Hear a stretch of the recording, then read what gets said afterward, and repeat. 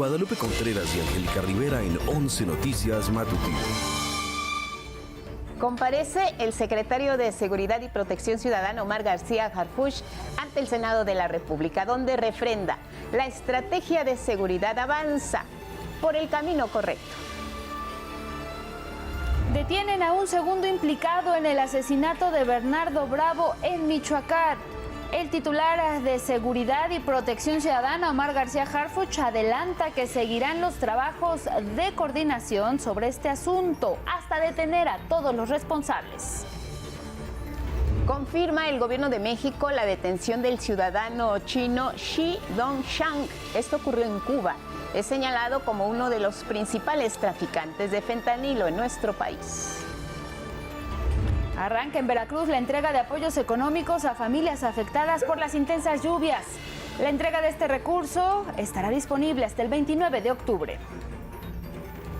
Bloquea una jueza federal en Estados Unidos el despliegue de la Guardia Nacional en Chicago, ciudad santuario.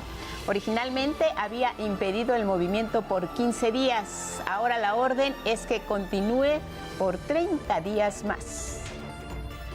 Activa el presidente de Perú, José Llerí, estado de excepción en Lima y Callao por un lapso de 30 días, bajo el argumento de los altos índices de inseguridad durante los últimos meses. Isaac del Toro sigue haciendo historia.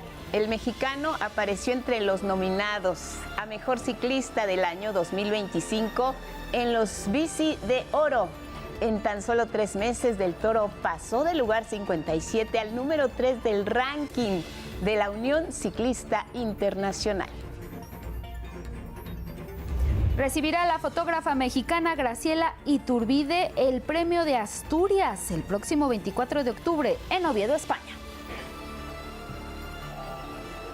Información interesante, importante para que esté al día aquí en 11 Noticias. ¿Cómo estás, Elvira Angélica Rivera? Guadalupe, muy buenos días. Jueves 23 de octubre, bienvenidas y bienvenidos. Ya lo saben, como siempre, aquí lo más relevante en nuestra pantalla. Si van al trabajo, a la escuela, donde se dirijan, en Radio Buenos Días, si los acompañamos a donde ustedes vayan, es el 95.7 de FM, la frecuencia del Instituto Politécnico Nacional. También estamos en todas nuestras redes sociales, nos pueden seguir totalmente en vivo, ahí las tienen en la pantalla. Le invitamos a que sigan nuestra transmisión, especialmente en Facebook y también a través de nuestro canal de YouTube. El código QR que aparece para que lo puedan escanear les lleva a nuestra página con más información, y sus comentarios y opiniones los recibimos con el hashtag 11 Noticias. La paz de la nación es una responsabilidad del Estado y la vamos a cumplir. Palabras del secretario de Seguridad y Protección Ciudadana, Omar García Harfuch, compareció ante el Pleno del Senado. Es parte de la glosa del informe de gobierno de la presidenta Claudia Sheinbaum. Destaca, entre otros temas, la baja en homicidios dolosos. Nos cuenta más Armando Gama.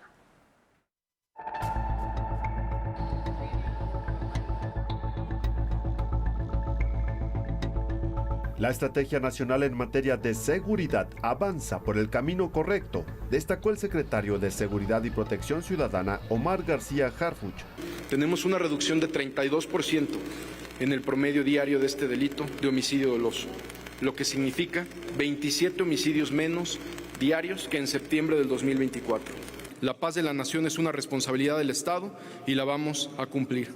Al comparecer ante el Pleno del Senado como parte del primer informe de la presidenta Claudia Sheinbaum, el titular de Seguridad refrendó que la seguridad y pacificación del país se construye con inteligencia, unidad y coordinación. Solo con unidad, perseverancia y determinación consolidaremos la transformación de la seguridad pública y garantizaremos con hechos la tranquilidad y la paz duradera que exige el pueblo de México.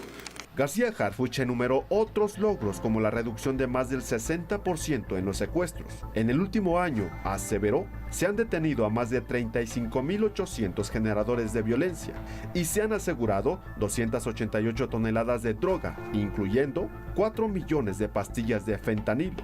El funcionario también presentó resultados del combate al contrabando y robo de combustible. Se han asegurado más de 98 millones de litros de hidrocarburo en 26 entidades del país. Sobre el plan de seguridad en Sinaloa, Harfuch informó la disminución de homicidios en la entidad, luego de un repunte en mayo y junio pasado. Adelantó que este jueves todo el gabinete de seguridad sesionará desde esa entidad Y de cara al Mundial de Fútbol 2026, García Harfuch reveló una estrategia gubernamental para combatir delitos como el turismo sexual en las sedes de nuestro país. Es el Plan Kukulcán, donde participan todas las instancias de seguridad del país. Las y los legisladores de la mayoría reconocieron avances en la estrategia de seguridad nacional. Sabemos que la seguridad pública en el país se aborda desde la administración de la Cuarta Transformación de una manera distinta a los gobiernos anteriores, a través de una estrategia nacional bien definida, con objetivos claros. La oposición cuestionó los resultados. Los cárteles mantienen zonas enteras bajo control territorial, muchas veces con autoridades locales coludidas. Las desapariciones siguen lacerando el alma de México. Más de 130,000 familias viven entre la incertidumbre y el dolor. Con imágenes de Christopher Arismendi y Andrés Reyes, Armando Gama. Y mire, ocurrió la detención de un segundo implicado en el asesinato de Bernardo Bravo Manríquez, presidente de la Asociación de Citricultores del Valle de Apatzingán, quien, como sabemos, fue ejecutado el domingo por la noche, allá en Michoacán. Las autoridades del estado de Michoacán, en coordinación con el Gabinete de Seguridad, tuvieron otra detención ya de este lamentable homicidio y las operaciones van a continuar. El secretario Omar García Harfuch adelantó que seguirán los trabajos de coordinación sobre este asunto. Donde las operaciones del Gabinete de Seguridad con las autoridades de Michoacán se van a incrementar hasta detener a todos los responsables de este lamentable homicidio y de muchos otros que son en esta región. Seguimos con asuntos de seguridad. Miren, el gobierno de México ya confirmó la detención en Cuba del ciudadano chino Xi Dongshang, señalado como uno de los principales traficantes de fentanilo en nuestro país. A través de una tarjeta informativa, el Gabinete de Seguridad precisó que fue aprehendido en Cuba junto con otras 2 personas, una de nacionalidad mexicana, otra de origen chino. Y es que de acuerdo con las investigaciones, Dongshang es señalado como presunto proveedor de fentanilo de los grupos criminales a nivel internacional. El Gabinete de Seguridad informó que el ciudadano chino fue detenido en 2024. Sin embargo, Dongshang recibió un cambio de medida cautelar de arresto domiciliario emitido por un juez. Posteriormente se fugó, ahora es detenido en Cuba. Y mire, el Pleno de la Cámara de Diputadas y Diputados aprobó en lo general y en lo particular el dictamen de la nueva ley orgánica de la Armada de México. Fue enviada por la presidenta Claudia Sheinbaum. Al argumentar este dictamen, el diputado morenista Humberto Cos explicó que esta nueva ley actualiza la misión de la Marina para que pueda enfrentar las nuevas amenazas y exigencias que enfrenta nuestro país. Se propone adicionar a las atribuciones de la Armada de México su participación en la formulación de políticas de defensa exterior y en la elaboración de la Política Nacional de Defensa Marítima, consolidando así su papel en la planeación y ejecución de acciones destinadas a salvaguardar nuestra soberanía mediante el empleo del poder naval ante riesgos y amenazas a la seguridad nacional.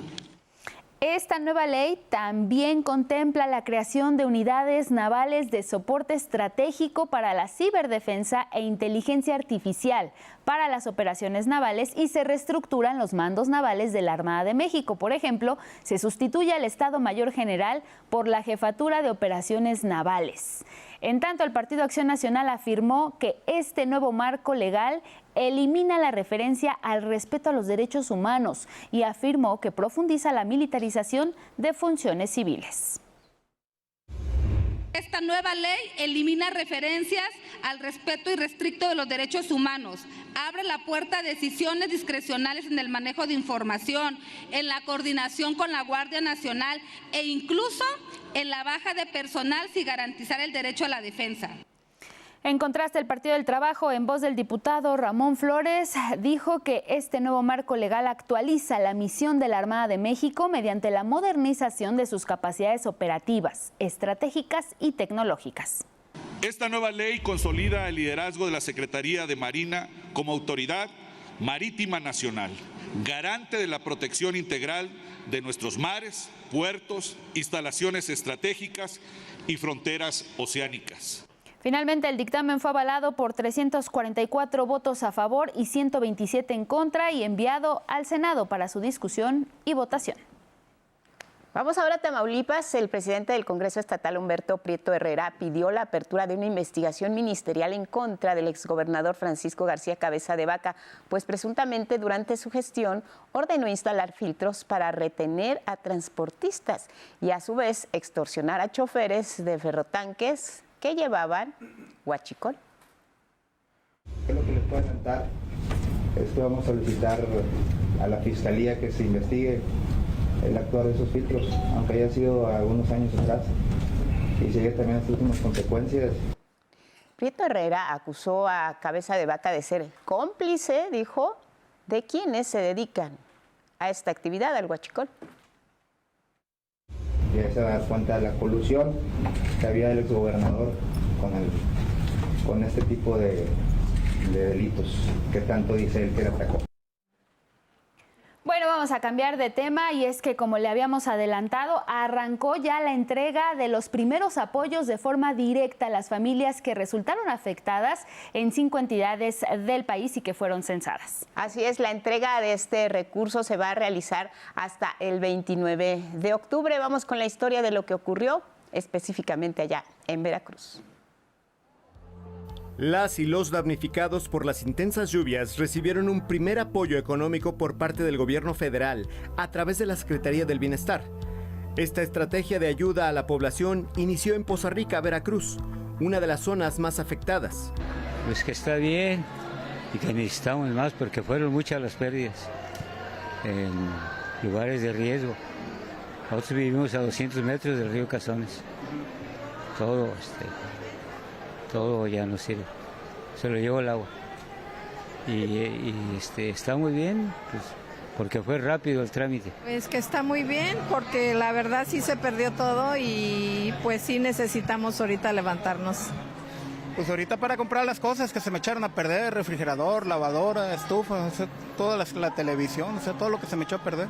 Desde Poza Rica, Veracruz, Ariadna Montiel encabezó la entrega de los apoyos que también se entregarán a los afectados de Querétaro, Hidalgo, Puebla y San Luis Potosí.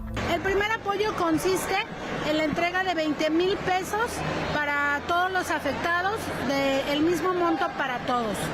A partir de esta entrega también reciben un vale para despensa y también un vale para el paquete de enseres que se les entregará al final de las distintas entregas de los diversos apoyos.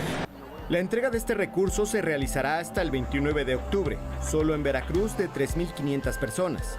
Asimismo, se anunció la posterior entrega de apoyos para quienes perdieron parte de su hogar.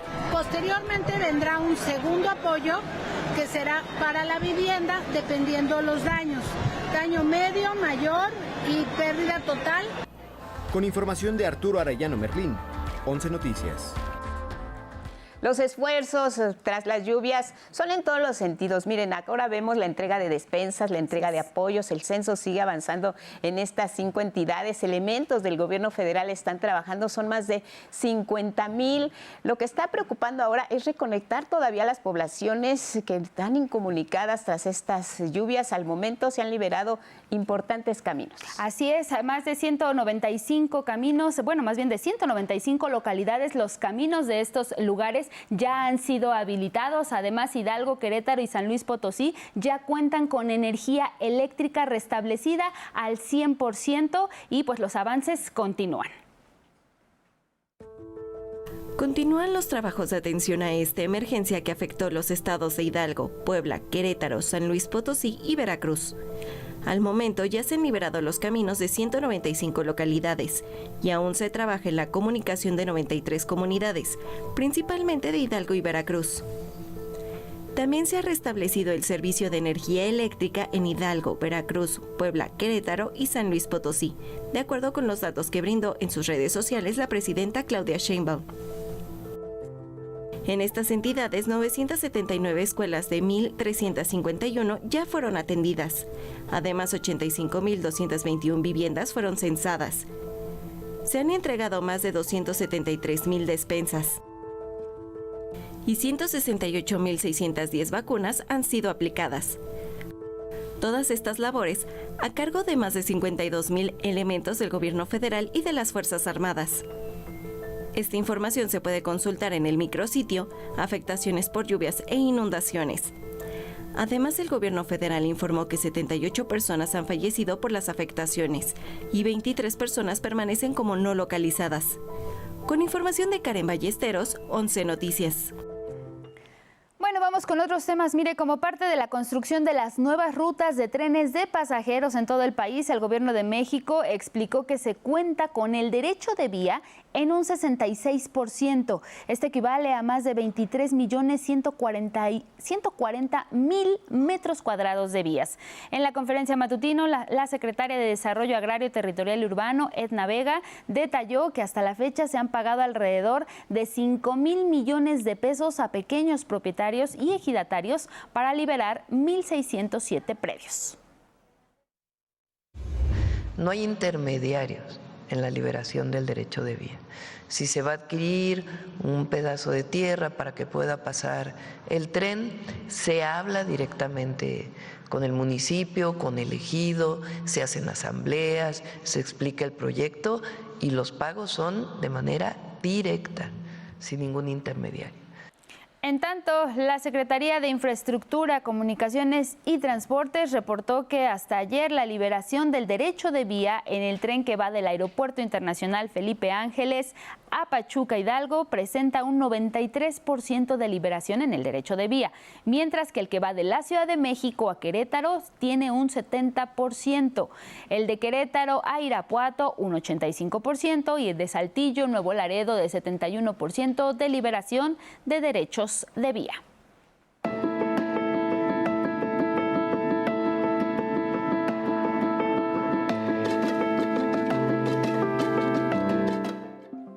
Ismael Marcelo esta mañana con el pronóstico del estado del tiempo. ¿Cómo estás? Buenos días. Hola, ¿cómo están? Angélica, Guadalupe, amigas, amigos de Canal 11, muy buenos días. Nos encontramos nuevamente en el Servicio Meteorológico Nacional de la Conagua para informarles que el Frente Frío número 9 se ha movido hacia el sureste de los Estados Unidos y ya dejó de afectar a la República Mexicana. Sin embargo, esta noche esperamos la llegada de otro Frente Frío al estado de Chihuahua, donde producirá lluvias fuertes con descargas eléctricas y posible caída de granizo. En los últimos días, las lluvias dieron tregua en el norte y centro del país gracias al sistema anticiclónico. Sin embargo, este fenómeno comenzará a debilitarse, permitiendo el ingreso de más humedad del Océano Pacífico, por lo que a partir de hoy volverá a llover en Jalisco, Colima y Michoacán. Y ojo, la próxima semana esperamos nuevamente lluvias fuertes en la Ciudad de México. Para esta tarde, el Servicio Meteorológico Nacional pronostica temperaturas máximas superiores a 30 grados en 22 entidades, destacando nuevamente a Baja California Sur, Sonora y Sinaloa, así como los estados de Nayarit, Coahuila, Nuevo León, Tamaulipas, Campeche, Yucatán y Quintana Roo, donde los termómetros podrían acercarse a los 40 grados Celsius. Melissa continúa como tormenta tropical sobre el Mar Caribe y será hasta el fin de semana cuando se intensifica huracán. Incluso el Centro Nacional de Huracanes ha emitido una alerta especial para Haití y Jamaica, ya que la próxima semana tendrá una rápida intensificación y no se descarta que se convierta en un poderoso huracán de categoría 4 justo en el Mar Caribe. Algunos medios han comentado que Melissa va a afectar a la República Mexicana. Debo desmentir esta noticia. De acuerdo con los modelos de pronóstico, Melissa interaccionará la próxima semana con un frente frío que lo alejará de las costas del territorio nacional. Es todo en cuanto al pronóstico del tiempo. Por favor, cuídense mucho y no se dejen de engañar. Mi nombre es Ismael Marcelo y nos vemos el día de mañana.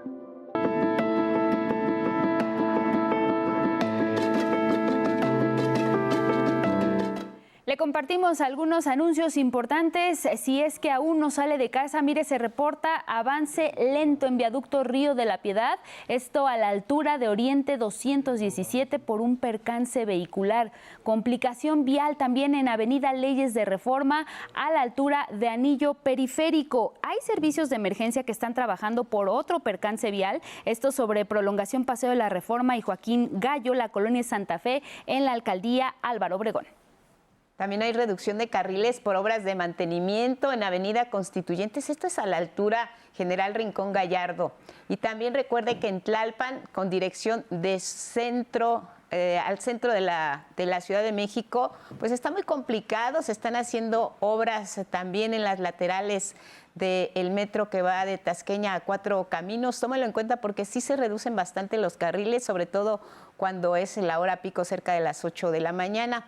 Si viaja precisamente en el metro, la marcha de los trenes, de acuerdo con el sistema de transporte colectivo, continúa pues de manera normal en todas las líneas. Este jueves les recordamos que los vehículos que deben descansar son aquellos con engomado color verde con terminación de placa 1 y 2 que porten holograma 1 o 2. También el horario, se los recordamos, usted ya lo sabe de cualquier manera, desde 5 de la mañana hasta las 10 de la noche. Es esta restricción que se tiene para el hoy no circula. Hoy descansan todos los vehículos con engomado con color verde. Nos vamos a ir a una pausa, Guadalupe. Así es, pero antes recordarles, no se rezague con la verificación porque septiembre, octubre, terminación 3 y 4 es calcomanía roja y ya estamos en octubre, noviembre, que es cuando ya se incluyen otro tipo de colores. La terminación 1 tiene que verificar precisamente en estos meses y si no, ya sabe, hay multa. Pausa y volvemos. 6 de la mañana con 30 minutos en el tiempo del centro. Seguimos en 11 Noticias y mire, vamos con esta información porque la presidenta Claudia Sheinbaum negó que en la Ley de Ingresos de 2026, que se aprobó ya en la Cámara de Diputadas y Diputados y se envió al Senado de la República para su discusión, existan nuevos impuestos que afecten a la población. No hay impuestos a los contribuyentes, más impuestos, no hay. Se le está cobrando a los bancos sobre lo que estaban acostumbrados a deducir del FOBAPROA, del IPAB. La mandataria explicó que el único aumento es a las bebidas azucaradas, pero indicó que esta medida es con el fin de reducir el consumo de estos productos que dañan la salud de mexicanas y mexicanos.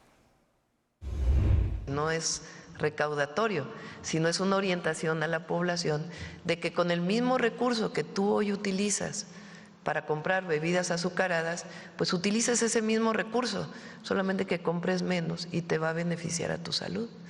Entonces, en realidad, no hay nada que afecte a la población. Y enfatizó que no se trata de aumentar impuestos, sino recaudar mejor a través del combate a la evasión fiscal de empresas factureras o en aduanas. Estimó que para el próximo año se podrán recaudar 400,000 millones de pesos más combatiendo este tipo de prácticas corruptas.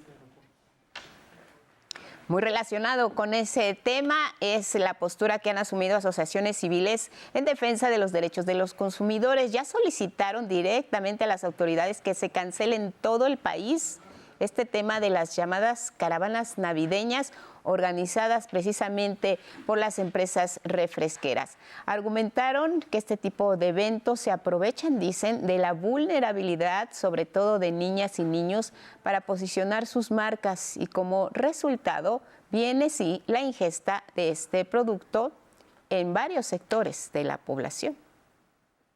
Capturan todos los imaginarios de estas niñas y niños que están asistiendo aquí, con la intención principal de ir generando de a poco dependencias, pero también recuerdos emocionales que se van traduciendo finalmente en una asociación con el consumo de estos productos y una lealtad a la marca, que es el objetivo principal de la empresa Coca-Cola. Al mismo tiempo rechazaron cualquier publicidad disfrazada de entretenimiento y anunciaron que van a entregar la evidencia a las instancias responsables de velar por los intereses de las infancias y también a los encargados de la salud del gobierno federal. Estos estudios refuerzan todos los planteamientos que desde 2023 se le venimos haciendo a las autoridades sobre cómo las caravanas navideñas de Coca-Cola son un mecanismo publicitario y el cual tiene que estar regulado primero por la legislación sanitaria.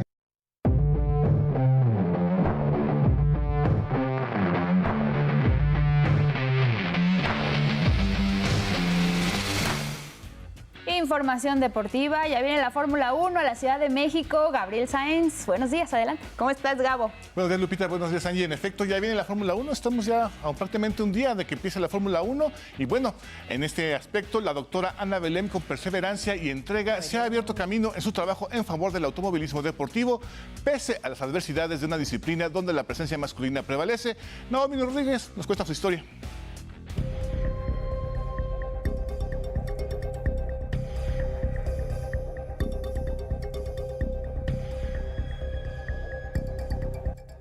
El mundo del automovilismo no solo se trata del espectáculo dentro de la pista, pues atrás de él también se encuentra otra parte de esta disciplina que es la medicina del deporte motor.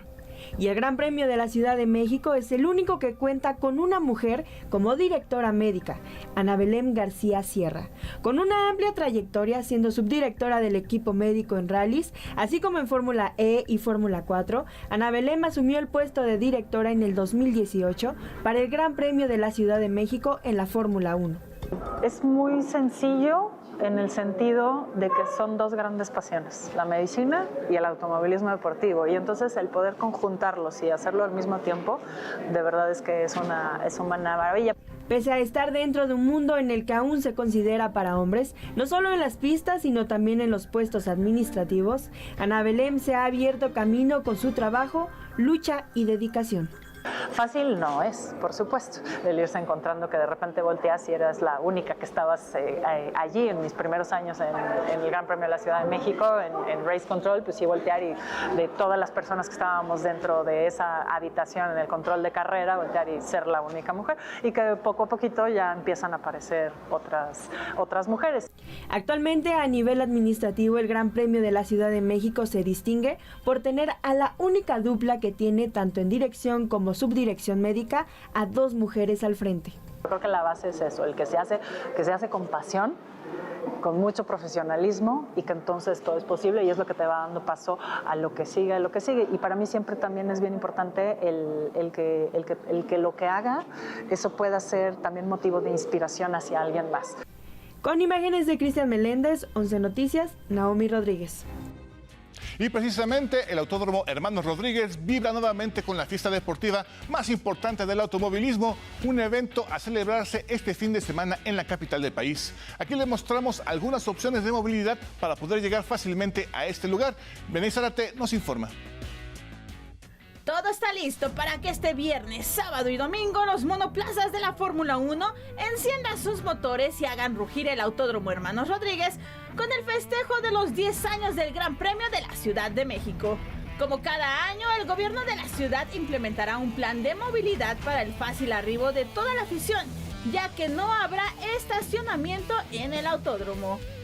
La mejor vía de transporte para llegar es el metro. Las estaciones Ciudad Deportiva, Puebla y Velódromo son las más cercanas, dependiendo de la puerta de entrada asignada. Otra opción es Metrobús. En la línea 2 que recorre Eje 4 Sur, la parada más cercana es Upixa, donde podrán caminar hasta la zona intermedia del circuito. También puede ser el trolebús, la línea 2 en las estaciones Ciudad Deportiva, Puerta 8 Puebla y Avenida Río Churubusco. La Fórmula 1 contará con estacionamientos remotos oficiales, donde podrán dejar su carro en los puntos establecidos por un cargo de 350 pesos diarios.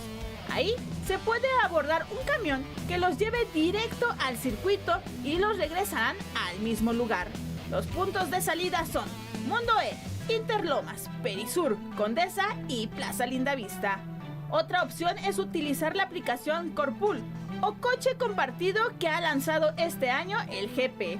Lo único que necesitan es descargar la aplicación México GP en su celular y así podrán ofrecer asientos o encontrar lugares disponibles.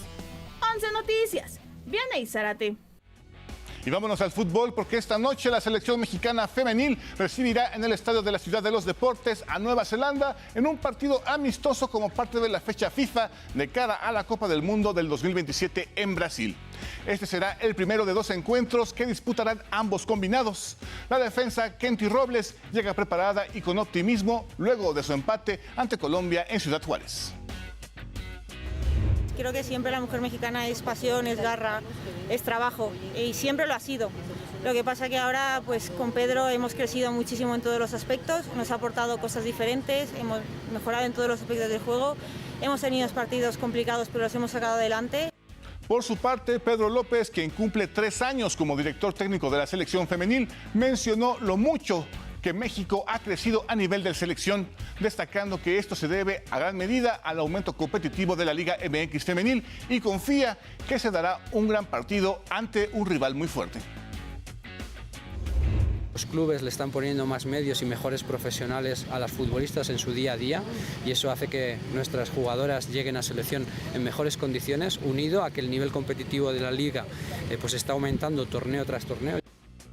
Y vámonos a más deportes. El mexicano Isaac del Toro sigue haciendo historia en el ciclismo mundial. Apareció entre los nominados a Mejor Ciclista del año 2025 en los Bici de Oro, junto a figuras como su compañero Tadej Pogacar, considerado el mejor del mundo.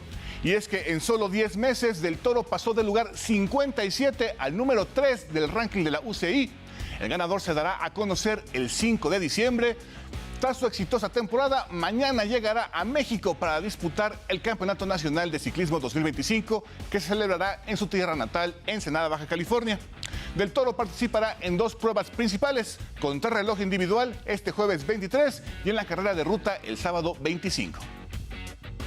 Y hoy finalizó la jornada 3 de la Champions League con goleadas y grandes actuaciones. El Chelsea arrasó 5-1 al Ajax, aprovechando la expulsión temprana de Kenneth Taylor.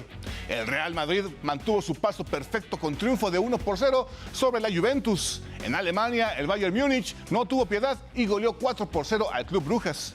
Mientras que el Liverpool rompió su mala racha con un contundente 5-1 frente al Frankfurt. Esta fue una jornada llena de goles que comienza a definir a los favoritos rumbo a los octavos de final. Y en la NFL, inicio de la jornada 8 de juego de jueves por la noche, los vikingos de Minnesota visitan a los Cargadores de Los Ángeles a las 18:15 horas. Y hasta aquí la información deportiva. Lupita, Angie, muy buen día. Oye, pues prácticamente termina un gran premio y a los pocos días comienza la venta de boletos del siguiente año. En esta ocasión, el más barato, cerca de 4,000 pesos. Si quieres una bebida, pues ya le inviertes otros 200 por persona. En fin, si hay que ahorrarle para ver este gran espectáculo. Sí, desafortunadamente la Fórmula 1 es un espectáculo muy caro. Los boletos, como bien lo mencionas, son bastante elevados. Y no se diga también el poder convivir dentro del autódromo, ¿no? Las bebidas, sí, las comidas, la comida. Costo. Es un costo bastante elevado, donde si vas acompañado, mínimo te llevas, no sé, más de 1,000 pesos. Bueno, nada más en pura comida. Sí. Ya estar pendiente de cualquier forma, si no se han adquirido los boletos, el gobierno de la Ciudad de México va a hacer una dinámica para regalar boletos. Gabo, seguramente tú nos contarás en días posteriores cuando ya esta dinámica se active para las personas que pues quieran ir de esta manera, ¿no? Pues sí, como dicen, hay que ir, el rugir de los motores. Y ahí están las rutas que nos presentó Vianey. En fin, es todo un espectáculo. Se ha ganado el reconocimiento como la mejor Fórmula 1 organizada a México con orgullo, el público.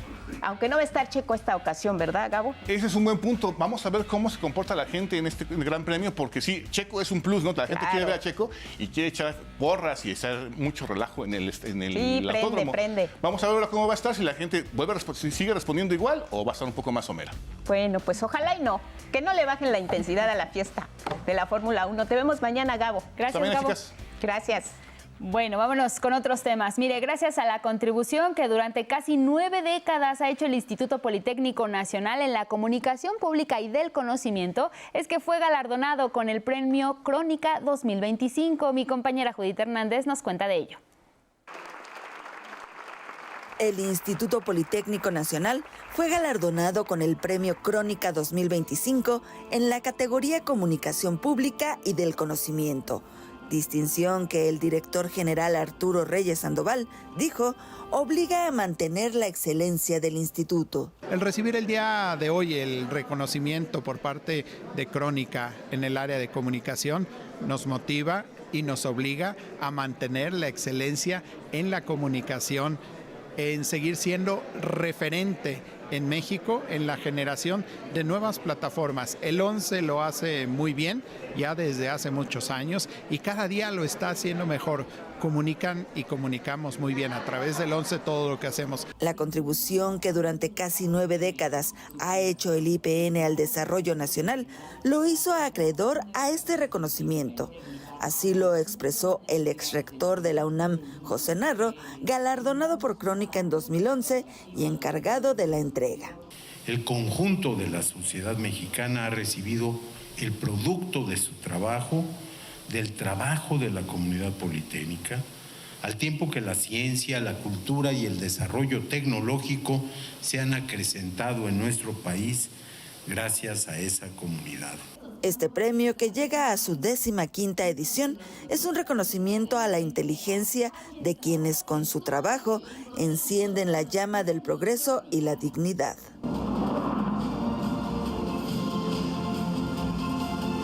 Confiamos que gracias a personas como los galardonados del Premio Crónica y porque creemos en México, seguiremos siendo un país que aún en sus desafíos tiene una luz eterna. Una luz de la inteligencia, de los valores, la educación y la esperanza de un mañana mejor.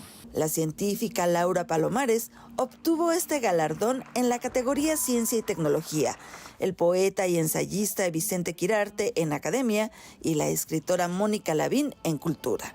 Además, se entregó un reconocimiento especial al exrector de la UNAM, Enrique Graue. 11 Noticias, Judith Hernández.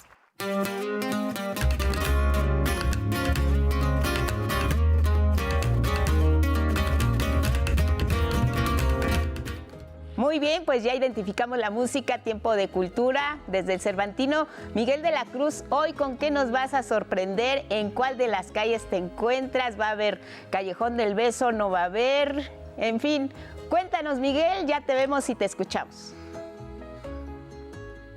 ¿Cómo estás, Lupita? Buenos días, Angélica. Buenos días. Buenos días a todos. Hoy estamos en un lugar histórico.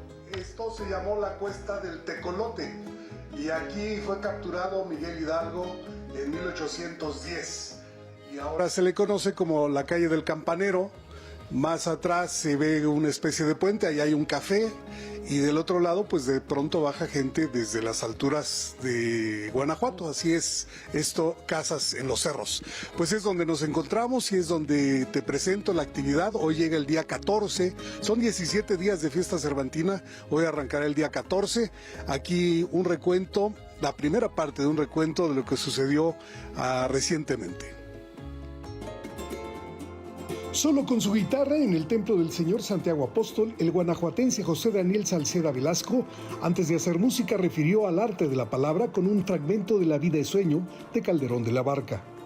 Es la vida una ilusión, una sombra, una ficción, y el mayor bien es pequeño, que toda la vida es sueño, y los sueños, sueños son. Las palabras vinieron al caso ya que el concierto que interpretó aludió a obras de compositores iberoamericanos inspiradas en sueños.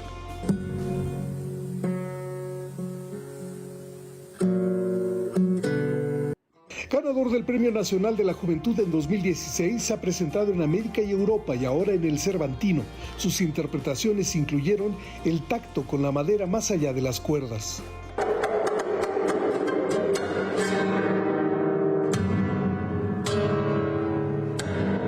Por segunda ocasión en esta edición se presentó el dueto mexicano Duplum, integrado por el clarinetista Fernando Domínguez y el percusionista Iván Manzanilla.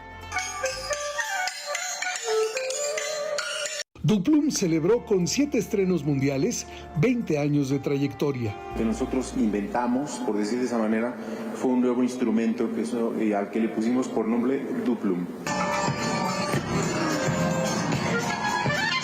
Los Bichos, banda de 5 mujeres de Reino Unido, Suecia y Uruguay, Josephine Johnson en el bajo, Nick Crawshaw en la batería, Nick Pale en la guitarra, Agustina Ruiz en el teclado y la guitarrista Serra Pitel. Es realmente increíble pensar que un proyecto musical creado en una habitación se volvió al pasar del tiempo en algo internacional. Nacieron en Londres en 2017 y generan un sonido denominado cumbia psicodélica del sol, que incluye chicha peruana, psicodelia turca y cumbia.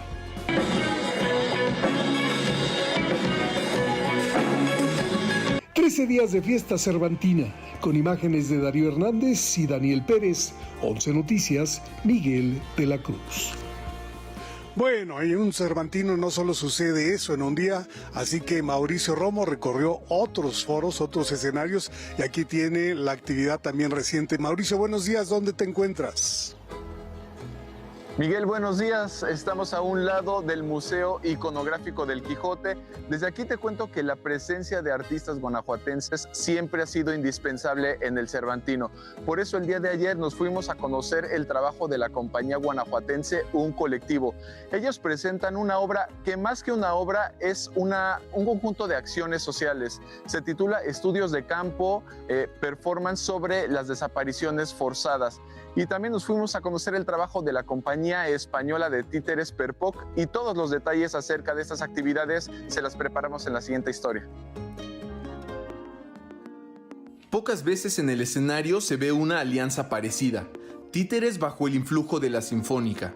La música manda y nosotros estamos al servicio de la música. Y según el tipo de espectáculo o el tipo de obra, nos pide un tipo de títere u otro. Devotos de la música, la compañía Perpoc buscaba una aproximación escénica. Les dijimos, seguro que con una propuesta visual, que eso lo da la ópera, pero no el concierto sinfónico, vamos a hacer que el público descubra partituras maravillosas.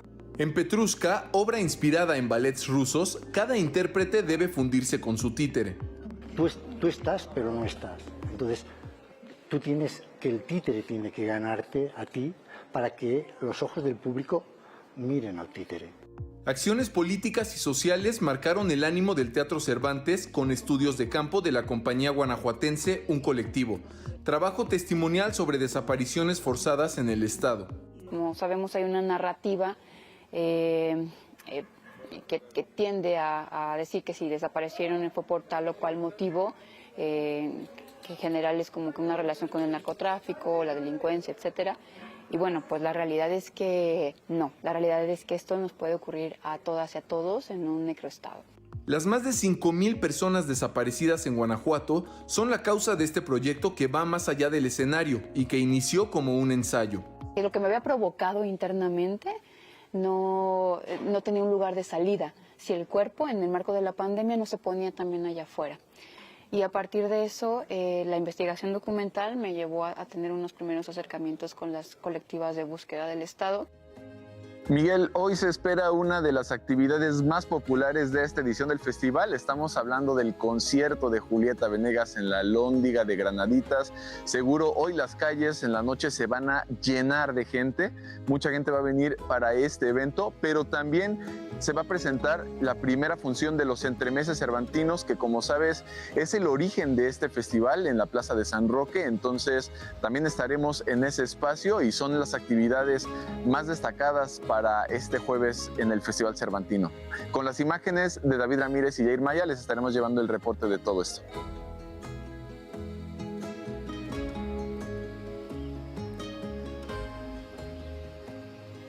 Bueno, gracias Mauricio, seguimos pendientes de la información aquí en el Cervantino y también pendientes más allá del Cervantino. Un grupo de egresados de la UNAM conforman una compañía que presenta Retorno al Mictlán, una escenificación que tiene que ver ya con el Día de Muertos. Melissa Roura tiene la información. La compañía artística Tlatemuani, formada por actores egresados de la UNAM, presenta Retorno al Mictlán en los canales de Xochimilco, entrando por el embarcadero Belém. La obra refiere a las tradiciones de las abuelas mexicanas. A las vivencias que tuvimos como niños, que las abuelitas se ponían a hacer pues los alimentos que llevaría la ofrenda, pues los tamalitos, los frijolitos, el arrocito, el mole, la calabaza en tacha. busca mantener vivo el Día de Muertos. Sus escenarios y música narran leyendas mexicanas. Prácticamente en ningún momento de que estamos en escena la música para. Empezamos en la época prehispánica, por lo tanto se tocan instrumentos de ese origen. Algunas de las historias son el Charro Negro, la Tlahuipochi, la Llorona, el Quinto Sol, la creación del mundo náhuatl, la muerta del medallón o el Nahual. Son leyendas que tienen un pequeño toquecito histórico para ubicarnos en cierta época y que también queremos que la gente tenga de noción de la historia que se vivió en Xochimilco. Retorno al Mictlán celebra 25 años de existencia y 800 presentaciones. De viernes a domingo hasta el 15 de noviembre. 11 Noticias, Melissa Roura. Bueno, y en más información, Jake Kelly es nueva película de Noah Baumbach que habla sobre ser actor e identidad, protagonizada por George Clooney y Adam Sandler, producida por Netflix, tuvo su estreno en Venecia y hace unas horas se dio a conocer que tendrá funciones en 35 milímetros en cines clásicos en 10 países, incluido México, y será precisamente en la Cineteca Nacional. Bueno, Sua Onda, un nuevo tema, podría significar el reencuentro del grupo brasileño Tribalistas, conformado por Marisa Monte, Carlinhos Brown y Arnaldo Antunes. Se trata de una producción a cargo de Gustavo Santaolalla, que para muchos representa la posibilidad de un disco. Los Tribalistas grabaron su primer álbum en 2002 y fue hasta 2017 que se reunieron. Al parecer, 2025 podría ser el nuevo encuentro. Bueno, llegó la fecha, 24 de octubre, la fotógrafa mexicana Graciela Iturbide recibirá el premio Princesa de Asturias en Oviedo, España. Ayer, durante un encuentro con estudiantes de la Escuela de Arte de la ciudad española, Iturbide compartió que ella quiso ser escritora, llegó al cine y por el cine llegó a la foto. Ahí descubrió a lo que se dedicaría toda la vida. Después de la charla inauguró una exposición con 173 imágenes que ha captado con su cámara analógica. Vámonos al libro del día, es Mamita de Gustavo Rodríguez, editada por Alfaguara. Este libro en voz de su autor. Esta novela es la historia de cómo un escritor como yo hace para escribir contra el tiempo esta novela a su madre. Permite también hacer una revisión sobre la historia, un genocidio terrible que hubo en mi país del que no se habla nada a inicios del siglo XX. ¿no? De 7 etnias en la Amazonía para que los coches del mundo siguieran pues rodando con sus neumáticos sacados de esa leche vegetal venida del caucho. Si me vendara los ojos y no viajara al pasado para cuestionar eso, ¿cómo me voy a explicar las cosas que ocurren hoy, las inequidades, las injusticias que ocurren hoy en mi sociedad? La literatura me sale mejor cuando la abordo desde la ternura y el humor. Bueno, y sumamos 256 páginas en Leo con el 11 del libro Todo el oro de Lisboa de Juan Patricio Riverol, editado por Tusquets. El X de hoy es de Ana María del Solar y dice: rezo por más días como ese, que a su vez me llevó por rutas que tardé en agotar. Bueno, gracias por esta aportación. Seguimos leyendo. Hoy se cumplen 181 años del nacimiento del poeta británico Robert Bridges. En su honor, el poema del día, He amado flores que se marchitaron, que en alguna parte dice: he amado aires que mueren antes de que su encanto haya sido escrito a lo largo de un cielo líquido que tiembla para recibirles. Quien lo solicite lo comparto completo por X, @Miguel D, solo la D, LA Cruz. Hasta aquí, Cultura. Miguel, nos dejas con buen sabor de boca y 30 segundos para rematar esta sección. La palabra es tuya, Miguel. Bueno, pues nada más, tanto lo hemos anunciado que hoy llega el día. Julieta Venegas en la Lóndiga de Granaditas con sonido sinfónico. Ya los tendremos al tanto de lo que suceda esta noche, además de otras actividades. Muy bien, Miguel, pues estaremos muy pendientes. Gracias a ti, al equipo en el 11, a todo Guanajuato que nos alegra la vida estos 15 días de Cervantino, y te vemos pronto por acá. Gracias. Así es, en la imagen Darío Hernández y Daniel Pérez, y por allá David Ramírez, además Jair Maya, junto con Mauricio Romo. Seguimos informando.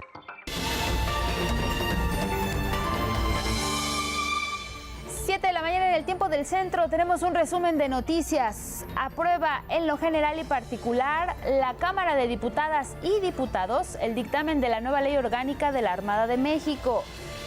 El morenista Humberto Cos explica que la nueva ley actualiza la misión de la Marina para que pueda enfrentar nuevas amenazas y exigencias que enfrenta el país. Solicita el Congreso de Tamaulipas la apertura de una investigación contra el exgobernador Francisco García Cabeza de Vaca, porque aseguran presuntamente en su administración ordenó instalar filtros para retener a transportistas y extorsionar a choferes de ferrotanques que transportaban huachicol. Niega la presidenta Claudia Sheinbaum que la Ley de Ingresos 2026 aprobada en la Cámara de Diputadas y Diputados y enviada al Senado existan nuevos impuestos que afecten a la población. Agrega que el único aumento es a las bebidas azucaradas, pero la finalidad es reducir el consumo de estos productos dañinos a la salud. Ocurre el 9º ataque armado por parte de Estados Unidos y el segundo en el Océano Pacífico contra embarcaciones sospechosas de transportar drogas. Estados Unidos no presenta pruebas de ello. Muere en ataque israelí el único veterinario en la Franja de Gaza que era capaz de realizar cirugías. Esto ocurrió durante los primeros días del cese al fuego. Recibe la selección mexicana femenil de fútbol a Nueva Zelanda. Es partido amistoso, parte de la fecha FIFA de cara a la Copa del Mundo 2027 en Brasil.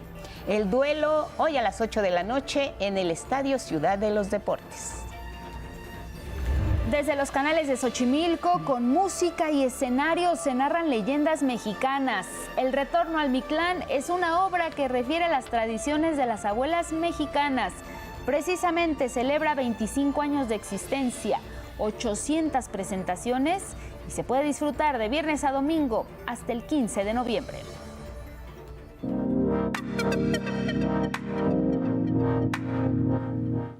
Saludamos esta mañana a la doctora Anela Arellano Tejeda, directora de Cáncer de la Mujer en el Centro Nacional de Equidad de Género, Salud Sexual y Reproductiva de la Secretaría de Salud. ¿Qué tal, doctora? Muy buenos días. Muy buenos días, Angélica y Guadalupe. Muchísimas gracias por su invitación. Aquí estoy lista para ustedes. Al contrario, doctora, muchas gracias. Cuando escuchamos esta frase terrible de que cada hora muere en México una mujer por cáncer de mama, la respuesta no podría ser otra que este nuevo modelo de atención universal para su detección temprana. ¿Cuáles sus ejes, doctora? Mira, a mí también me hace muy feliz saber que finalmente en este sexenio la presidenta tuvo a bien tomar en cuenta un modelo que tomara integralmente todos los intervalos de atención que requiere una paciente. Entonces, tomando en cuenta que son 3 intervalos fundamentales, el intervalo que corresponde a la paciente, el tiempo que tarda entre palparse una lesión y acudir a una unidad de atención, el intervalo de tratamiento que abarca tanto lo radiológico como lo histopatológico y el intervalo de tratamiento, así se designan estos 3 intervalos y este modelo de atención tiene acciones dirigidas a cada uno de estos intervalos en promoción desde campañas educativas que estamos trabajando homologadamente con todo el sector salud y de forma permanente, no solo octubre. Prevención de factores de riesgo, la Secretaría está haciendo muchísimo trabajo desde la Subsecretaría de Promoción de Políticas Públicas y Bienestar Poblacional con una campaña insistente y acciones desde la presidencia para disminuir un poco estos factores de riesgo tan graves que es la obesidad, sedentarismo, consumo de alcohol, tabaco. Después, en el intervalo de este diagnóstico, estamos abarcando detección oportuna con mastografías bianuales y esta capacidad instalada que va a crecer enormemente, porque sí, era muy poca la cantidad de mastógrafos que teníamos para cubrir a todo el país. Y el diagnóstico histopatológico, los colegas patólogos son fundamentales, todo el equipo de patología para poder llegar a un diagnóstico molecular con inmunohistoquímica que diga qué tipo de tumor estamos hablando. Y pues por último el acceso al tratamiento, que todavía es una gran brecha que tenemos que cubrir, pero que en este modelo de atención está incluido que en un mismo lugar se tenga todo y tamizar de forma organizada, que también le estaba faltando mucho al país. Doctora, buenos días. Le saluda Elvira Angélica Rivera. En efecto, esto que usted nos describe pues se convierte en este modelo universal, que también parte de estos ejes, doctora, pues tiene que ver con el acceso o las personas que son derechohabientes de un sistema o del otro. También importante pues que ahora todas las mujeres podrán acceder independientemente de la derechohabiencia que tengan. Sí, claro que sí. Fíjate que a partir de la primera sesión ordinaria del Comité Nacional de Cáncer de la Mujer, que había dejado de sesionar muchos años, como que se le perdió la importancia, y nuestras autoridades actualmente, con la voluntad política, pusieron otra vez el asunto en el escritorio y se llegó a esa conclusión con todo el sector. Fue admirable cómo todos al unísono dijeron, levantaron la mano en acuerdo a que el cáncer de mama sea la primera patología que tenga acceso universal, que no importa si una paciente pierde la derechohabiencia a lo largo del trayecto de su labor, de su trabajo, de su fuente laboral, y que si en un lugar se diagnosticó, en ese mismo lugar continúa hasta el tratamiento y la rehabilitación. Entonces sí es una muy buena noticia, porque el cáncer de mama no es la única enfermedad que lo necesita, varias lo necesitan, pero el hecho de que el país decida comenzar con esta patología nos deja ver cómo están volteando a ver un tema de equidad de género, una brecha de género, un cáncer que está matando a una mujer cada hora, como lo veníamos hablando, y que una de cada 8 mujeres está en peligro de padecer cáncer a lo largo de su vida. Entonces da una esperanza, una luz en el camino de que las mujeres vamos a tener donde atendernos con continuidad si llegáramos a enfermar. Es una muy buena noticia, honestamente. Diagnósticos certeros y tratamientos inmediatos, creo que es también algo que tenemos que subrayar. Doctora Anel Arellano, ¿cómo va a funcionar este diagnóstico y este tratamiento inmediato? ¿Con qué lapso de tiempo se van a atender ya estos casos que requieren, pues, desde el primer momento en que se detectan, una atención? Mira, con un tamizaje organizado podemos cubrir más de los 25 millones de mujeres que estamos actualmente en riesgo.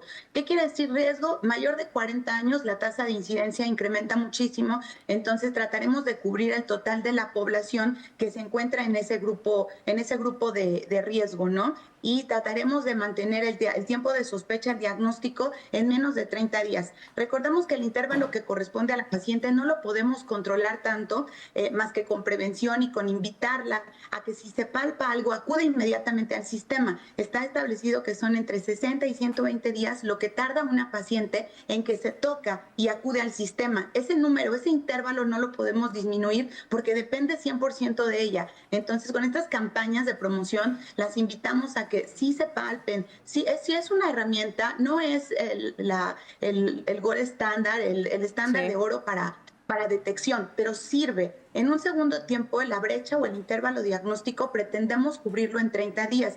Recordemos que incluye la mastografía, los estudios complementarios de ultrasonido y el complemento histopatológico, la biopsia, ¿sí? Que con el componente molecular, saber qué subtipo molecular tiene esa paciente. En los estándares de la ONU está establecido que tenemos 60 días para lograr cubrir ese intervalo. Tenemos planeado hacerlo en 30 días en los sitios específicos que van a ser los 20 centros diagnósticos que se van a colocar estratégicamente en el país para completar esta brecha diagnóstica. Y por último, el tiempo de acceso al tratamiento. Entre que tienes el reporte histopatológico y empieza tu primera consulta, también está una brecha bastante larga de 3 a 5 meses aproximadamente que debemos de acortar. Entonces, ante este modelo pretendemos que una paciente, una vez que tenga el diagnóstico, ingrese al tratamiento a los 21 días. Estoy respetando las brechas del modelo que presentó la presidenta, el secretario David Kersenovich, y pues bueno, trataremos de que con toda esta capacidad instalada, contratación de médicos y organización de procesos, podamos acercarnos lo más posible a estos intervalos que nos hemos establecido y que establece también la ONU, la OPS. Doctora, ¿qué es lo que tienen planeado para la promoción de la autoexploración? Porque si bien se nos ha explicado muchas veces que el cáncer no se puede prevenir, pero sí un tratamiento eficaz, pues dependerá de esta detección oportuna, y mucho de ello tiene que ver, como usted lo mencionaba hace un momento, de la autoexploración. ¿Qué es lo que tienen planeado como campaña de promoción de la salud para que no solo las mayores de 40 hagan esta autoexploración, sino también las mujeres más jóvenes? Totalmente, el doctor Kersenovich también lo mencionó, y fue otro muy bonito acuerdo del comité que tuvimos el día 15 de octubre.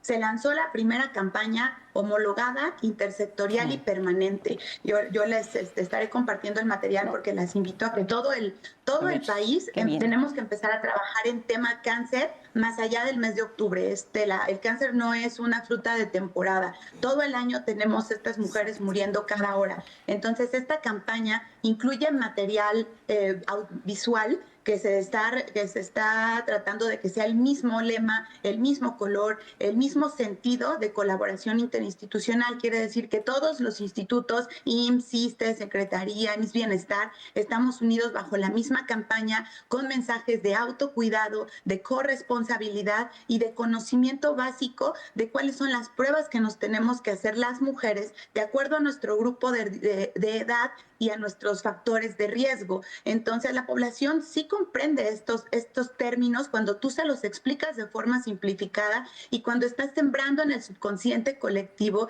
que es muy importante que todas conozcamos qué nos toca hacer y cuándo nos toca hacer. Entonces, esta campaña, al tener el mismo mensaje y de forma permanente vamos a estar insistiendo, porque aunque se compren 1000 mastógrafos, si la población no participa y no se convence de que es necesario que se hagan estos estudios, no lo vamos a conseguir. Aquí es un ejercicio de corresponsabilidad, sistema de salud y usuarias. Entonces tenemos que unificarnos, apoyarnos, desmitificar los estudios de tamizaje, tanto para mama como para cervicouterino, porque es la segunda causa de muerte y también toca posicionarla. Y con esta campaña pretendemos hacerlo de forma permanente. Todas las instituciones también acordaron que lo iban a comenzar a implementar. Y ahorita en octubre pues todos tienen su propio material y todos tienen sus propias iniciativas y se aplaude.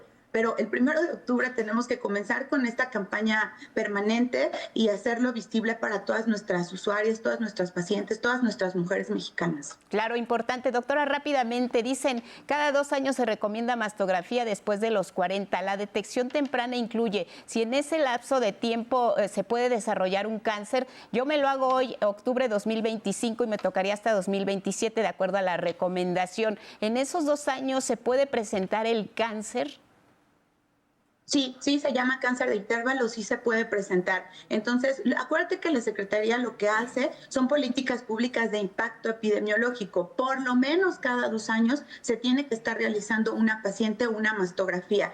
Pero cada paciente es responsable de su salud y si los factores de riesgo que tienes de forma personal te movilizan a hacerla cada año, las escuelas mundiales, e incluso yo como especialista en mama siempre le recomiendo a mis pacientes, tú como cumpleaños, si te quieres regalar algo que no sea esa comida carísima a la que te llevan siempre o que tú solita vas y te pagas, que sea una mastografía, un Papá Nicolau. Esos son los mejores regalos de cumpleaños que te puedes hacer. A título personal, sí te lo digo así, a todas mis pacientes les recomiendo la mastografía de forma anual estricta, aunque también existe una posibilidad que entre mastografía y mastografía se desarrolle un cáncer.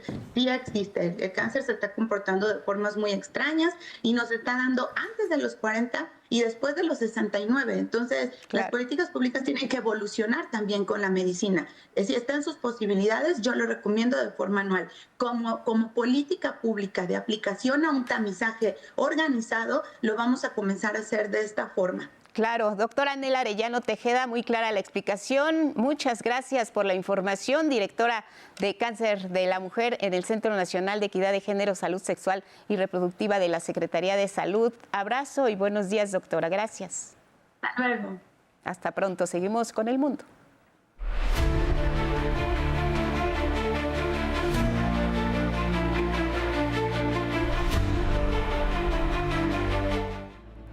Vamos con la información internacional porque en Nueva York, en Estados Unidos, se vivieron horas de caos luego de que agentes migratorios realizaran sus primeras redadas en la ciudad. Mientras la comunidad migrante expresa su miedo e indignación, los arrestos y enfrentamientos y también las manifestaciones marcaron el operativo. Mi compañero Ediberto Martínez nos cuenta. Caos y tensión fueron protagonistas en Nueva York, luego de que agentes de migración y control de aduanas, ICE, realizaron las primeras redadas en esta ciudad.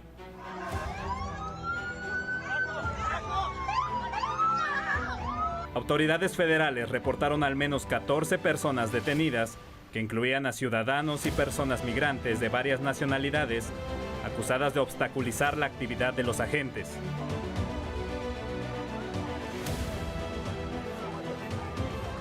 El operativo comenzó la tarde del martes contra vendedores en la zona de Chinatown, en Manhattan, en un mercado informal de productos falsificados, lo que derivó en enfrentamientos, arrestos y disturbios en la vía pública.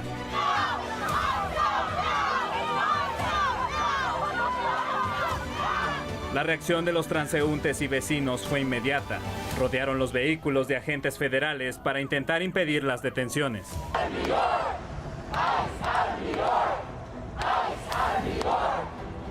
Luego de los arrestos, una manifestación se congregó frente al edificio 26 Federal Plaza en Manhattan, donde hay oficinas del ICE, para gritar al unísono el repudio contra la agencia migratoria.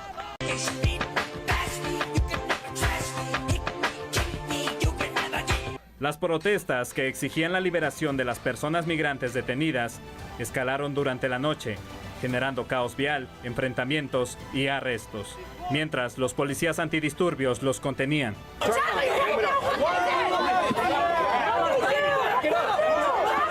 Las manifestaciones continuaron este miércoles mientras las y los vendedores ambulantes de Canal Street expresaron su molestia y temor ante las violentas redadas del ICE. Creo que la gente está asustada. Mucha gente está asustada. Si no fuera legal, también tendría miedo. Empujaron a la gente, intentaron electrocutar a la gente. Sí, es triste. Nunca vi algo así. El alcalde demócrata Eric Adams aseguró que el departamento de policía no tuvo participación en las redadas del martes. 11 Noticias, Ediberto Martínez. Miren, una jueza federal extendió el bloqueo al despliegue de la Guardia Nacional en la ciudad de Chicago. La jueza April Perry ya había ordenado el bloqueo por 15 días. Ahora ordenó que continúe por 30 más. En el terreno, las fuerzas de seguridad en Estados Unidos siguen con estos operativos antiinmigrantes, escalando más la tensión en la ciudad de Chicago. Por ejemplo, este miércoles las y los manifestantes enfrentaron a Gregory Bobino, comandante de aduanas y protección fronteriza, y también a sus agentes que lo acompañaban, luego de que detuvieran a una persona involucrada en un accidente automovilístico. Les señalaron, les gritaron insultos y también les pidieron que se identificaran. Todo esto lo hicieron en idioma español. ¡Quítate la máscara, cabrón!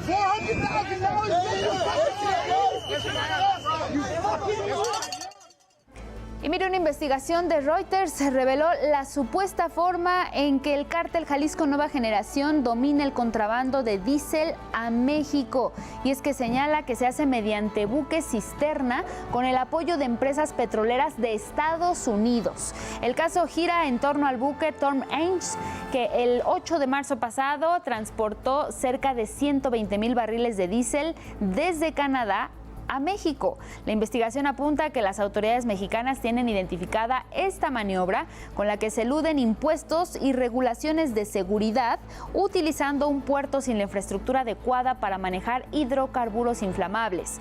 Fuentes de seguridad y documentos revisados por esta agencia Reuters señalaron a la empresa Icon Midstream, con sede en Houston, como pieza clave en la operación. La agencia publicó un relato completo del viaje de Tom Axe desde su embarque en Canadá hasta su descarga en Ensenada y otro puerto mexicano. Y Estados Unidos continúa con sus ataques a embarcaciones. El Pentágono informó sobre una nueva agresión a una lancha, esta vez en el Pacífico, que presuntamente, de acuerdo a su versión, transportaba droga. Murieron 3 personas. Es el 9º ataque armado por parte de Estados Unidos y el segundo que ocurre en el Océano Pacífico en al menos 24 horas contra estas embarcaciones que menciona el gobierno de Estados Unidos son sospechosas, aunque no presentan ninguna prueba. El presidente Donald Trump anunció que si decide llevar sus operaciones a tierra, va a notificar al Congreso porque se trata, dijo, de un problema de seguridad nacional. Al mismo tiempo, anunció la suspensión de subsidios y pagos a Colombia, luego de que su homólogo Gustavo Petro acusara al gobierno estadounidense, dijo, de cometer asesinato y violar la soberanía colombiana. Acabamos de suspender a partir de hoy todos los pagos a Colombia, al país, a Colombia, también a la universidad, a Colombia. No llegamos a un acuerdo, llegamos a un acuerdo con ellos, pero no. Es un matón y un mal tipo y ha perjudicado gravemente a su país. A Colombia le va muy mal. Producen cocaína. Tienen fábricas de cocaína. La Organización Mundial de la Salud afirmó esta mañana que fueron evacuadas 40 personas en estado de salud crítico para recibir atención médica en el extranjero. Sin embargo, aún están en espera alrededor de 15,000 pacientes más que no han podido ser atendidos en los hospitales locales por los bombardeos que han sufrido estos hospitales. Sumado a esto, al menos 54 cuerpos de personas palestinas que han sido entregadas por Israel permanecen aún sin identificar. Las señales de tortura y trato brutal en el cuerpo no nos permitieron determinar si se trataba de él o no. Nuestro mensaje y nuestras exigencias al mundo son que nos proporcionen los medios para determinar si esta persona nos pertenece o pertenece a otra. Mire, no solo los palestinos están sufriendo con los ataques constantes por parte de Israel. Habitan en estos lugares también animales de compañía que han quedado en el desamparo. Y más ahora, tras la pérdida del único veterinario que les salvaba la vida. Un ataque israelí mató al único veterinario en la Franja de Gaza capaz de realizar cirugías. El médico Muat Abu Rukbe, de 30 años, perdió la vida en los primeros días del cese al fuego que entró en vigor el 10 de octubre pasado. Ese mismo día dejó a su familia en la tienda donde se refugiaban, en el centro del territorio, para regresar a su casa en Jabalia, al norte, y recuperar sus pertenencias. Pero amigos y familiares perdieron contacto con él, y días después su cuerpo fue hallado bajo los escombros de lo que fue su hogar. El ejército israelí argumentó que el médico había cruzado la línea amarilla, la frontera invisible impuesta por Israel en todo el territorio, situación con la que ha justificado otros 90 asesinatos. El veterinario curó a miles de animales en todos los sitios a los que fue desplazado junto a su esposa e hijos en al menos 14 ocasiones. En medio de la crisis humanitaria, Abu Rukbe trabajó por un pago mínimo con la organización Sulala Animal Rescue, que recordó el cariñoso trato que dio a todos los animales heridos por los ataques israelíes y las sonrisas que provocó en muchas infancias que vieron sanar a sus compañeros de cuatro patas.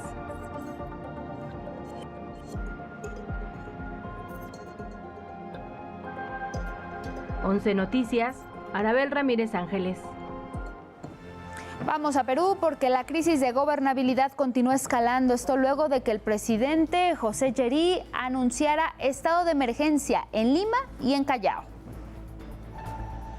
En Perú fue desplegado personal militar luego de que el presidente José Gerí declaró el estado de emergencia. Justificó que el país vive una crisis prolongada y una escalada de violencia que ha afectado a transportistas, comerciantes y a la ciudadanía.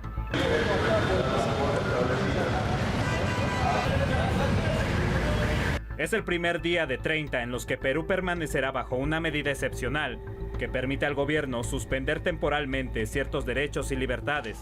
Algunas de las restricciones implican la libertad de tránsito, retenes operativos de inspección e incluso autoridades podrán entrar a las viviendas sin una orden judicial. De acuerdo con datos oficiales, las denuncias por crímenes han incrementado en un 600% en solo 2 años. La delincuencia ha crecido de manera desmesurada en los últimos años, causando un enorme dolor en miles de familias y perjudicando además el progreso del país. En el primer día del estado de emergencia, Gerí realizó un operativo en el penal de Lurigancho, donde manifestó que el control y supervisión del lugar era deficiente. Levanta la cabeza. La ciudadanía peruana se muestra escéptica y manifiesta que los operativos no funcionan. Pero si esto ya se sabe que esto no tiene éxito. Es igual. Se para acá en Plaza Bella. ¿Qué es eso? Nada. Los choros están por otros lugares. Para combatir a los carros, a los policías, pues están buenos. Pero para otra cosa, para combatir la delincuencia, no. La medida llega tras semanas de protestas y enfrentamientos en Lima, donde una persona perdió la vida y más de 100 han resultado heridas, luego de la violenta represión del gobierno contra los manifestantes. 11 Noticias, Ediberto Martínez. Los periodistas Andrei Poksobut de Bielorrusia y Emsia Amagobleli de Georgia fueron galardonados con el premio Sájarov 2025 a la libertad de conciencia, una condecoración que otorga anualmente el Parlamento Europeo a quienes contribuyen de manera excepcional en el área de derechos humanos. Ambos son periodistas que se encuentran actualmente en prisión por cargos falsos simplemente por hacer su trabajo y por denunciar la injusticia. Su valentía los ha convertido en símbolos de la lucha por la libertad y la democracia. Bueno, regresamos con información nacional. Mire, una jornada masiva de búsqueda de personas se realizó en el Ajusco, aquí en la Ciudad de México. Participaron madres y colectivos que se dedican a la localización de personas.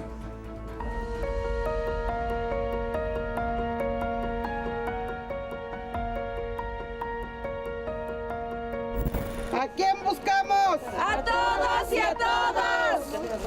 Madres, padres, hijas, hijos, familias llegaron al Ajusco en la alcaldía de Tlalpan de la Ciudad de México. Buscaron una pista, la mínima que les dé la esperanza de encontrar a las y los suyos. En esta zona boscosa se ha reportado la desaparición de personas. Este martes las autoridades capitalinas anunciaron una serie de acciones para atender el problema. Próximamente vamos a anunciar una serie de medidas en conjunto como gobierno de la Ciudad de México para que se pueda tener un tema de conservación, pero también un esquema que nos permita tener mayor organización y mayor control de las personas que suben y bajan en esta zona alta del Pico del Águila. Serán las autoridades de Tlalpan y el Gabinete de Seguridad Capitalino quienes comenzarán con las acciones en el Ajusco. Y eso implica reforzar también patrullajes, reforzar en el circuito Ajusco la presencia policial para que todo esté de la mano y tengamos la posibilidad de reaccionar ante cualquier situación. A la búsqueda llegó Lucía. Ella busca a su hijo Luis Óscar Anaya García, un odontólogo de 48 años, quien no se ha localizado desde el pasado 16 de septiembre. El primer día que yo busqué a mi hijo eran las 9 de la noche y esto en una boca de lobo. O sea, nos tuvimos que bajar con miedo, con miles de cosas, porque, o sea, la verdad, o sea, es una zona de nadie. El otro caso es el de Ana Amelí García Gámez, senderista de 19 años, vista por última vez el 12 de julio en la colonia Héroes de 1910. Pero hay más casos, como Rosa, quien lleva desde 2021 buscando a su hija Victoria Posada Silva en el Ajusco. ¿Qué más tenemos que esperar que pase para que se hagan acciones inmediatas? Al arranque de la jornada de búsqueda acudieron buscadoras de otras alcaldías como María del Rocío, quien busca a su hija Karen Estefanía Domínguez Fragoso desde hace 7 años. Esta fue su primer búsqueda en el Ajusco. Obviamente no nada más busco a mi hija y aún nos envuelve con más casos y buscamos a todos. Comisión Local de Búsqueda, Fiscalía Capitalina, Bomberos, Guardia Nacional, Secretaría de Seguridad Ciudadana, Policía de Investigación y ERUM acompañaron la jornada. La búsqueda se extenderá hasta el 24 de octubre y habrá una segunda jornada del 4 al 7 de noviembre. Imágenes de Genaro González, 11 Noticias, María Fernanda Ruiz.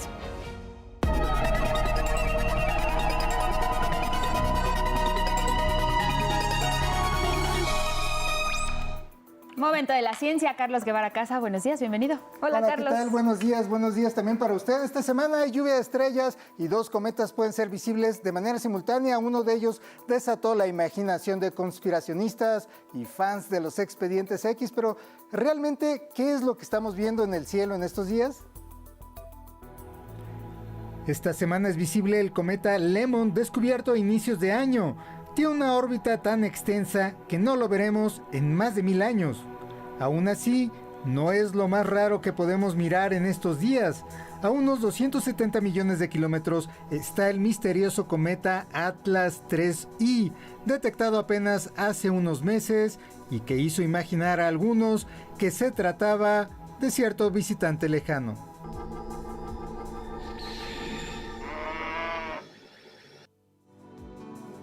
Muchos cometas y meteoros provienen del cinturón de asteroides entre Marte y Júpiter o de la nube de Oort, más allá del sistema solar. Sin embargo, el Atlas 3I tiene un origen desconocido. Hay consideraciones que, mejor dicho, estudios que consideran que el objeto puede venir del borde grueso externo de nuestra galaxia y de ahí poder ser un visitante. ¿Y en verdad es tan rápido? ¿No? Pero en comparación con lo de los cometas, hace unos par de años, un cometa atravesó la frontera entre Portugal y España, y cálculos de de aquí en el instituto sugieren que el objeto iba a 51 kilómetros por segundo, es decir, 10 kilómetros por segundo debajo del que está ahorita. Y si todo esto no fuera suficiente, al mismo tiempo hay lluvia de estrellas oriónidas con hasta 30 meteoros visibles por hora, que son restos del cometa Halley desintegrándose en la atmósfera. Y es que el universo guarda sorpresas y descubrimientos más intensos y espectaculares que cualquier teoría conspirativa. O tal vez no. 11 Noticias, Carlos Guevara Casas. Y bueno, pasamos del espacio a un poquito más abajo, porque la Junta Nacional de Seguridad en Transporte de Estados Unidos confirmó que está investigando los daños que sufrió un avión Boeing 737 MAX de United Airlines, cuyo parabrisas sufrió daños por un posible impacto de un fragmento de satélite a más de 10,000 metros sobre el estado de Utah, en Estados Unidos. De confirmarse, sería el primer caso documentado de impacto de basura espacial en pleno vuelo comercial.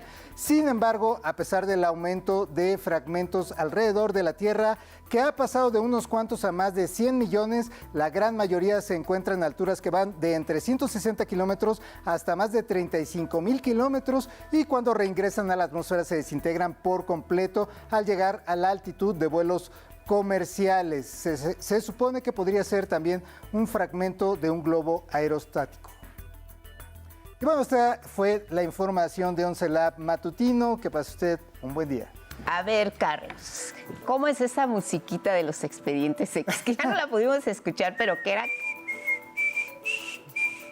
Exacto, exactamente. Bueno, toda una generación viendo ese programa. Nuestra generación. Y ahora lo traes con este nuevo cometa. Apenas hace un año descubierto Lemon. Sí, así es, pero digamos lo que ha desatado toda esta parafernalia pues ha sido el cometa Atlas 3I. Muy bien. Gracias, Carlos. Gracias. Te vemos mañana. Ya nos vamos a la conferencia Palacio Nacional.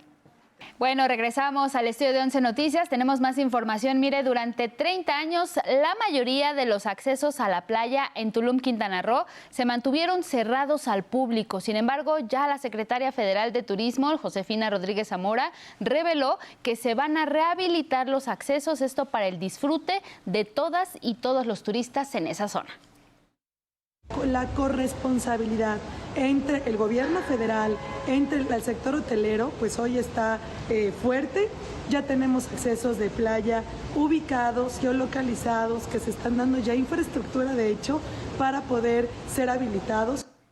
Y es que recientemente en redes sociales se difundieron videos donde se registra la ausencia de turismo allá en Tulum. Por lo que en exclusiva para 11 Noticias, la secretaria de Turismo adelantó que se reunirá en audiencia pública con todos los actores del sector en Tulum para establecer un plan de renovación. Y en este contexto y con el objetivo de impulsar el arribo de viajeros y fortalecer la promoción turística precisamente en Cancún y en Tulum, Josefina Rodríguez Zamora, titular de Sectur, realizó una segunda gira de trabajo en estos destinos. Sostuvo reuniones con las autoridades estatales y municipales, además, por supuesto, de representantes del sector turístico. Explicó que esta estrategia busca fortalecer la infraestructura, hacer un desarrollo urbano más ordenado y proteger las áreas naturales. En tanto, a la base de las reuniones fue escuchar, dialogar, construir todos juntos soluciones en favor de Quintana Roo.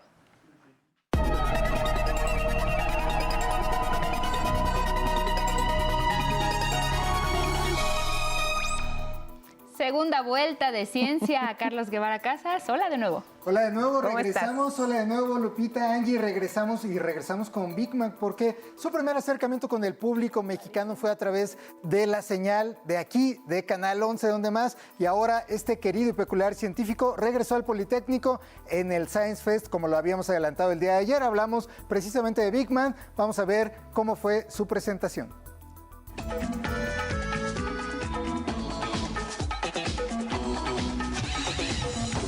A través de la señal del 11, México conoció a este peculiar científico. Durante este miércoles regresó al Politécnico durante el Science Fest 2025. Más de 300 asistentes pudieron escuchar en voz del propio Paul Salum cómo se creó el mundo de Big Man, los desafíos de producirlo en televisión y por qué fue tan popular en Latinoamérica. To the Latin sensibility in a way that he didn't quite in the States. And I think part of it is that it was that eye-to-eye contact. You know, I'm talking directly to the kids, and a lot of kids would get home before their parents. Ese contacto tuvo un impacto en las infancias y adolescencias. Él hacía de que muestras y sustancias, que experimentos, y yo quería de que pues estudiar esos. Como Iván, quien a sus 12 años veía el mundo de Big Man en la televisión y 11 años después eligió estudiar Ingeniería Química Industrial. A lo largo de los 91 episodios, desde 1992 hasta 1998, Big Man respondía a las preguntas de televidentes curiosos. ¿Cómo las semillas se convierten en plantas y árboles? ¿Dónde van los charcos después de haber llovido? ¿O cómo la sangre proporciona nutrientes a nuestro cuerpo? Eran preguntas que requerían de ciencia, conceptos complejos que lograban ser entendidos por pequeñas y grandes. Salum compartió en entrevista con 11 Noticias cuál era la clave para comunicar la ciencia. The best way is using humor and using visuals and thinking about simplicity, as you mentioned, because a lot of concepts in science are really complicated and complex, and the trick for someone like me or like the writers on Beekman's World, the trick is how to distill it into something that is, brief and simple, which is hard when it's complicated to begin with, but it's the challenge and it's kind of fun. Esa diversión traspasaba la pantalla. Pues él es un gran amante de la ciencia y bueno, todos sus experimentos y la forma de explicarte toda la ciencia que hay detrás para un niño es increíble. Creo que lo explica muy padre y sobre todo mi infancia, ¿no? Me remonta a mi infancia, entonces estoy muy, muy emocionada. Salum desea que el programa haya dado a las infancias un poco de autonomía. I hope the show gave children a little sense of autonomy and also maybe being skeptical about authority. La curiosidad, el humor y el trabajo lograron el efecto Big Man. Si queremos hacer de este mundo mejor, tenemos que entender la ciencia y poder trabajar a base de la ciencia para poder mejorar este mundo. Con imágenes de Cristian Meléndez y Ángel González, 11 Noticias, Itzel Gómez Gurrola. Y bueno, de esta forma fue la presentación de Paul Salum, caracterizado como Big Man, este gran personaje que fue fundamental no solo en la programación de Canal 11, sino también en la vida de muchos niños, niñas que ahora han derivado en carreras profesionales, en esta pasión por explicarse el universo. Y bueno, pues así ha sido parte de la tradición de Canal 11 de impulsar estos temas de ciencia, tecnología, cultura en general, que han ido formando generaciones y generaciones de mexicanos. Y que tú hace poco lo decías, Carlos, que cada persona tiene un primer acercamiento a la ciencia dependiendo de las circunstancias, ¿no? En tu caso, pues a las estrellas. Pero muchas personas, muchas infancias, incluso adolescencias, pues también se acercaron a la ciencia a partir de ver a Big Man a través de Canal 11. Así es, y es un privilegio, y es esta relación entre ambos, entre Canal 11 y Paul Salum. Gracias, Carlos. Nos vemos mañana. Pronto y nos vamos ahora con un resumen de noticias. La presidenta Claudia Sheinbaum va a supervisar a partir de hoy nuevamente las zonas afectadas por las lluvias en Hidalgo y Puebla para verificar los avances en la limpieza y sobre todo la entrega de apoyos a la población afectada. Ayer fue muy importante la entrega ya de los apoyos a la población. Recuerden que estamos entregando a través de Bienestar los apoyos en Veracruz, Puebla, Querétaro y San Luis Potosí. Y el domingo iniciamos en Hidalgo. Con relación a la canasta básica del paquete contra la inflación y la carestía, el Procurador Federal del Consumidor, Iván Escalante, recordó que la meta es que la canasta básica no exceda los 910 pesos. La canasta más barata se encontró en 770 pesos con 80 centavos en Cuernavaca, Morelos, y la más cara en 917 pesos con 80 centavos en Tuxtla Gutiérrez. Aprueba la Unión Europea el 19º paquete de sanciones contra Rusia por la guerra en Ucrania, medida que contempla el veto progresivo a las importaciones de gas natural licuado, así como sanciones a la flota fantasma rusa, que añade 117 nuevos buques a su lista negra. Bueno, pues así el resumen, agradeciendo como siempre su atención y compañía, y mañana nos vemos ya viernes. Así es, muchas gracias a quienes nos siguieron a través de Radio IPN y las redes sociales. Saludos a través de la transmisión en YouTube. Que tengan un excelente jueves. Buenos días. Buenos días.